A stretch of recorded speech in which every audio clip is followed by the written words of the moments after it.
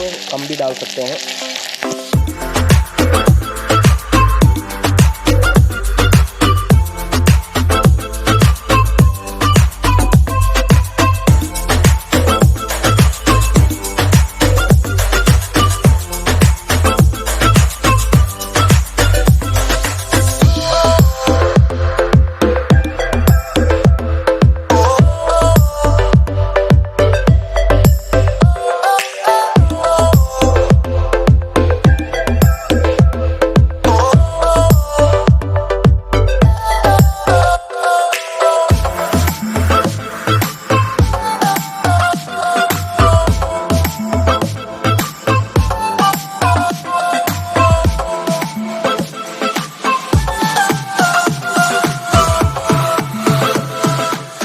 डालेंगे नमक स्वाद अनुसार, मजेदार बनाएंगे।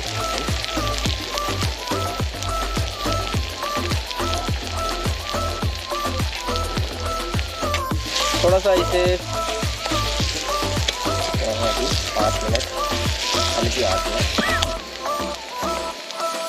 हमारा पनीर रेडी और हम डालने वाली है एक साबुत लेग भी रखा है हमने।